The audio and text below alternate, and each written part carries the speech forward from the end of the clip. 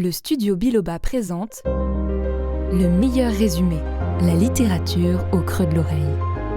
Dans cet épisode, découvrez Micromégas de Voltaire.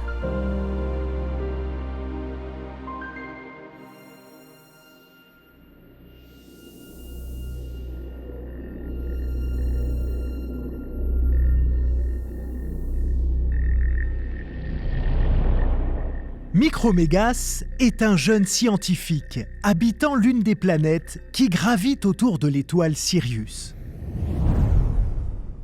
Micromégas, dont le nom signifie littéralement « petit, grand », serait qualifié de géant selon nos standards, car il mesure une 30aine de kilomètres de hauteur. À savoir que c'est une taille tout à fait raisonnable sur sa planète, surtout pour un jeune étudiant âgé de près de 700 ans. Très cultivé et doté d'une intelligence hors norme selon les critères des habitants de Sirius, la passion de Micromégas est d'étudier les petits insectes. Il résume tous ses travaux dans un livre. Hélas, le moufti de son pays, qui est par ailleurs fort ignorant, conteste cet ouvrage. Il lui fait même un procès qui dure près de 220 ans. Au bout du compte, le livre est condamné et Micromégas est banni de la cour. Le jeune homme prend alors le parti de voyager de planète en planète pour achever de se former l'esprit et le cœur. Comme tout habitant de Sirius, il sait se déplacer de globe en globe, comme un oiseau voltige de branche en branche, en utilisant les lois de la gravitation et toutes les forces attractives et répulsives.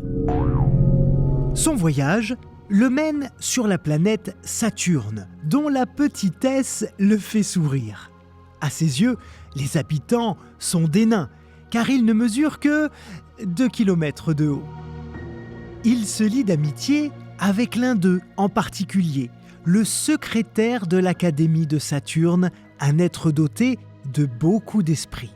Ils ont alors une longue conversation, au cours de laquelle Micromégas se renseigne sur leur planète et leurs facultés. Il compare le nombre de sens dont ils sont pourvus, 72 chez les Saturniens, plus de 1000 chez les Siriens. Il compare aussi leur longévité, 15 000 ans sur Saturne contre 700 fois plus sur Sirius. Il compare enfin le nombre de propriétés de la matière et le nombre de substances essentiellement différentes. Si leurs existences n'ont rien de commun, il constate au fil de la discussion qu'ils partagent la même vision. Malgré leur grande longévité, ils trouvent que la vie est toujours trop courte, que la mort survient toujours trop tôt. Quand ce moment de métamorphose est venu, avoir vécu une éternité ou alors avoir vécu un jour, c'est précisément la même chose. Ils sont conscients des limites de leur sens, aussi nombreux soient-ils.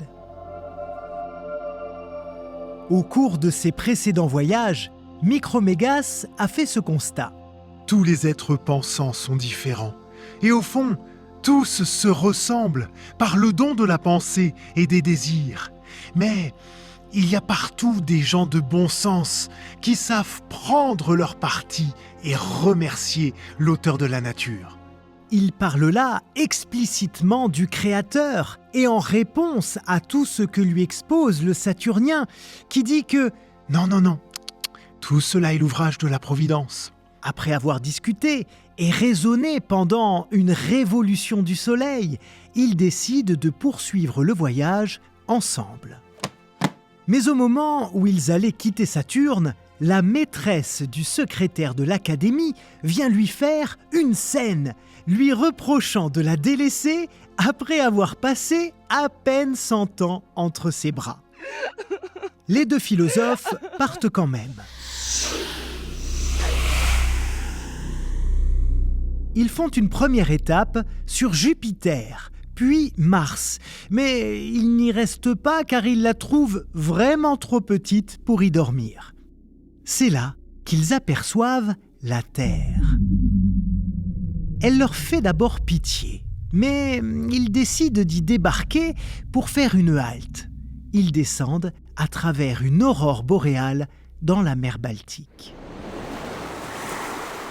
Les deux voyageurs partent en reconnaissance. Ils font le tour du globe en 36 heures. Le Saturnien a toutes les peines du monde à suivre Micromégas, à côté duquel il paraît nain.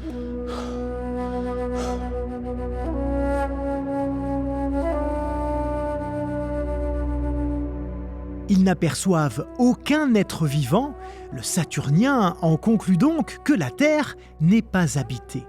Mais le Syrien, dont l'esprit s'est ouvert davantage au cours de ses voyages, rétorque qu'il est possible que si, mais qu'il ne le voit peut-être pas. La discussion s'échauffe, Micromégas casse son collier de diamants et les pierres se répandent un peu partout. En les ramassant, le nain se rend compte qu'ils peuvent servir de microscope.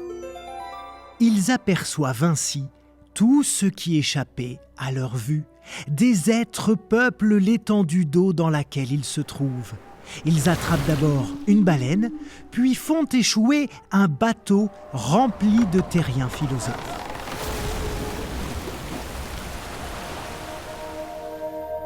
Micromégas pose le navire sur son ongle et entreprend d'étudier à travers le diamant les êtres qui s'y trouvent, si petits qu'il les qualifie d'atomes. L'équipage, de son point de vue, se croit soulevé par un ouragan. Le Syrien constate que les atomes communiquent entre eux, sans pour autant que leur voix soit audible. Le Saturnien, lui, ne veut pas y croire. Pour lui, des êtres aussi imperceptibles ne peuvent rien avoir à dire. Il affirme : Pour parler, il faut penser, ou à peu près, et donc avoir l'équivalent d'une âme.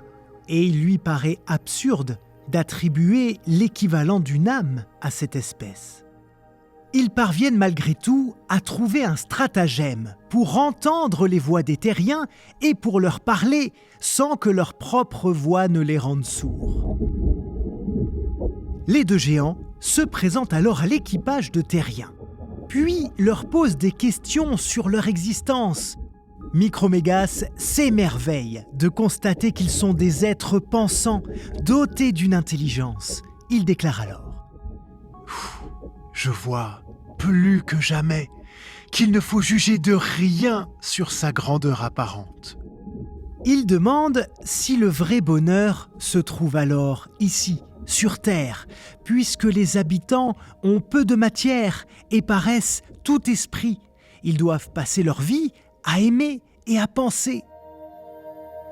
Mais les philosophes terriens brisent bien vite cette illusion. Ils avouent que le plus grand nombre est un assemblage de fous, de méchants et de malheureux. À la demande des géants, ils démontrent ensuite qu'ils ont des connaissances métaphysiques, notamment en donnant la distance entre certains astres et le poids de leur ère. Alors, Micromégas les questionne sur leur âme et la manière dont ils forment leurs idées. Sur cette question, les philosophes sont tous de différents avis, partisans d'Aristote, de Descartes, de Malebranche, de Leibniz et de Locke. Tour à tour, ils exposent leurs théories. Micromégas réfute les 4 premières, mais la 5e, en revanche, le fait sourire. Il estime que le partisan de Locke n'est pas le moins sage, car il n'affirme rien et se contente de croire qu'il y a plus de choses possibles qu'on ne pense. C'est là qu'un dernier terrien intervient, en soutenant que selon la somme de saint Thomas, tout l'univers avait été créé uniquement pour l'homme habitant de la Terre. Ce dernier discours déclenche le fou rire des deux géants.